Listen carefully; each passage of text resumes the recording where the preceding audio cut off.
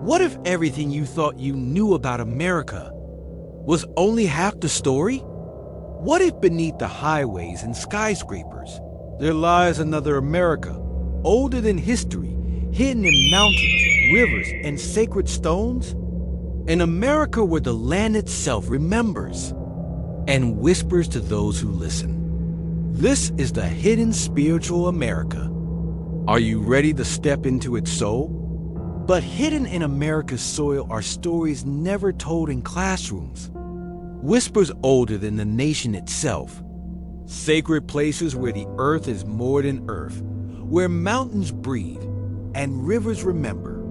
To find them, we must begin in the dark reaches of the Lakota homeland. Imagine a land where the earth itself feels alive. Long before highways or monuments, the Lakota Sioux called these ridges Pahasapa, the Black Hills. To them, this was no ordinary place. It was the beating heart of the world.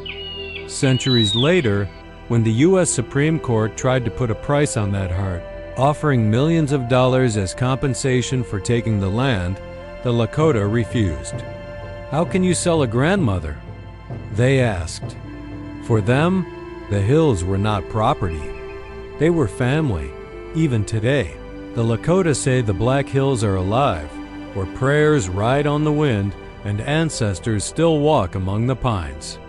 Yet carved into these sacred slopes stands Mount Rushmore. For most Americans, it is a proud symbol of history.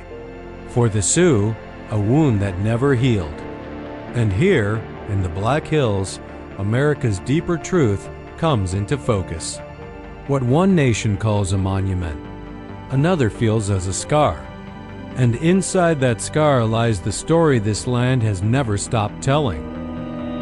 The story of America's soul does not end in the Black Hills. Across this land, other sacred centers wait, each carrying its own memory, its own mystery. The next lies deep in the desert, where stone walls once spoke to the sun and the moon. Deep in the high desert of New Mexico lies a place built 1,000 years ago, Chaca Canyon. Here, the ancestral Pueblo people raised vast great houses, some 4 and 5 stories tall, their walls aligned with the sun, the moon, and the stars. At solstice and equinox, shadows and light marked sacred times.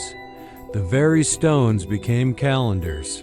The plazas turned into great stages of ceremony. But Chaca is not just a ruin to be studied. For the Pueblo and Hopi, it is still alive, a homeland of ancestors, a place where prayers are carried on desert winds. To walk these canyons is to feel memory beneath your feet. And in Chaca's silence, you discover something deeper, that civilization is not measured by steel and glass, but by how a people listen to the sky and build their lives in rhythm with the universe. The ancients of Chaco listened to the stars. But further west lies another mystery, a place where red cliffs rise like cathedrals, and the silence itself feels alive. This is Sedona. In the heart of Arizona, the red cliffs of Sedona rise like cathedrals carved by time itself. For centuries, the Sinagua, Yavapai, Hopi, and Apache peoples called this place home. They carved dwellings into the rock and left behind petroglyphs, messages and prayers etched into stone, whispers meant for the sky. Today, Sedona draws seekers from every corner of the world. They come chasing its famed vortexes, swirling centers of energy that many believe can heal the body, awaken the mind, and stir the soul. Whether science embraces it or not, thousands leave convinced they felt something that cannot be explained. Sedona is more than a landscape. It is a living sanctuary, a crossroads of earth and spirit. And if you sit quietly among the cliffs at dusk, when the sky turns fire red and the wind falls still, you may discover why so many say, in Sedona, the silence itself speaks. But the desert holds another secret, a mountain the Mojave called the very birthplace of creation. In the vast Mojave Desert rises a peak the tribes call Avi Kawaim, Spirit Mountain. For the Mojave, this is not just rock and soil. This is the birthplace of creation itself. They believe it is here that the Creator's Son descended, and from here, the first stories of their people began. For centuries, Spirit Mountain has stood as a living altar, a place where prayers ride the desert winds, where ancestors are remembered in silence. It shaped identity, guided traditions, and gave the Mojave a center to their world. But for generations, its sacredness was overlooked by the nation around it. That changed in 2023 when the United States declared Avi Kawaim a national monument. For the tribes, it was more than policy. It was dignity restored, a recognition that their oldest story still matters. Stand before this mountain, and you'll understand why the Mojave say, some peaks are not meant to be conquered. They are meant to be revered. Avi Kawaim tells the story of beginnings, but further east lies another mystery, an ancient city where the sky itself was measured in stone. 1,000 years ago, long before Chicago's skyline pierced the sky, another city stood here, Cahokia. It was no village. Tens of thousands lived within its walls. At its center rose Monk's Mound, taller than any pyramid north of Mexico, surrounded by broad plazas and wood henges that marked the movement of the stars. Cahokia was more than a city. It was a spiritual capital, a place where people from distant valleys and rivers came in pilgrimage, gathering for ceremony, trade, and ritual under the open sky. For the Mississippian people, Earth itself became architecture, and the heavens became their calendar. Though centuries have passed, Cahokia has never fallen silent. Today, Native communities still return to pray and dance, honoring ancestors who once looked to the same stars. To stand on these mounds is to feel time collapse, to realize that America's first great city was not built of steel or glass, but of earth, sky, and spirit. When Europeans arrived in the New World, they did not just bring ships and tools, they brought questions of the soul. Some sought wealth, but others searched for God in a deeper way. Among them were the Quakers. In simple wooden meeting houses, they gathered without priests, without ritual, only silence. They believed in the inner light, the spark of God within every person. In that stillness, they listened for truth, shaping a faith that valued equality, conscience, and peace. Then came the Shakers, fiery, ecstatic, and alive. Where Quakers sat in silence, Shakers filled their halls with movement, singing and dancing until the floor itself shook. They believed this rhythm could drive out sin, purify the body, and bring them closer to the divine. They built villages where men and women were equals, where life was simple, and where faith was lived in every tool, every song, every table they made.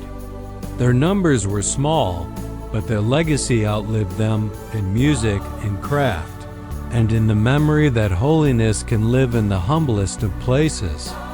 From the quiet of Quaker silence to the thunder of Shaker dance, these movements remind us that America's search for spirit has always taken many forms. Still, joyful, simple, and profound. From the chains of slavery rose voices that could not be silenced. In the cotton fields and hidden cabins, men and women sang to endure the unbearable. Their songs carried sorrow, but also secret codes of hope. Jordan River was not just a hymn. It was a map, a signal of freedom waiting across the line. By candlelight, these melodies became prayers, shields, and survival itself. They told the story of a people who refused to let their spirit be broken, even when their bodies were in bondage. As centuries turned, those same spirituals rose higher. In the 20th century, they became gospel, thunderous choirs filling churches, voices like Mahalia Jackson carrying faith and fire into the heart of America. Hands clapped, feet stomped, and entire congregations rose together, turning sorrow into strength. This music was born in suffering, yet carried unshakable hope. It was proof that even in the darkest night, the human spirit can sing its way to dawn, transforming bondage into freedom and pain into power. But what about today? In a modern nation of glass towers and digital screens, is the search for spirit over? Or has it only changed its shape? America's search for spirit never ended. It only changed its form. In Nevada's desert, once a year, an empty playa becomes Burning Man, a city built of fire, art, and ritual. Here, strangers become a community. At its temple, people leave ashes, letters, and memories of those they've lost, then watch them rise in smoke and flame, carrying grief into the stars. Far to the west, on California's cliffs above the Pacific, stands the Esalen Institute. Since the 1960s, it has drawn seekers of every kind: philosophers, artists, scientists, and wanderers. Here, meditation meets psychology, yoga meets neuroscience, ancient wisdom meets modern longing. Waves crash against the rocks below, as if nature itself joins the search. From desert flames to ocean silence, these places prove something simple but profound. Even in the modern world, Americans are still pilgrims. They still build temples, still gather in circles, still search for meaning in fire, in water, and in one another. America's hidden landscapes remind us this land has always been sacred. From mountains worshipped as the heart of the world, to songs born in chains yet carried in freedom. From the silence of desert canyons to the fire of modern rituals, its spirit was never carved in monuments of stone, but carried in the hearts of its people. And if you pause and truly listen, you will still hear it, not in history books, not in speeches, but in the wind, in the rivers, and in the voices of those who remember. A voice that has never gone silent and never will. I am within every soul. If despair ever tells you to end your story, speak to me first. I will remind you why you were born. If this journey touched your spirit, stay with us. Share this story, keep the voice alive, and walk with us into the next hidden chapter of America's soul.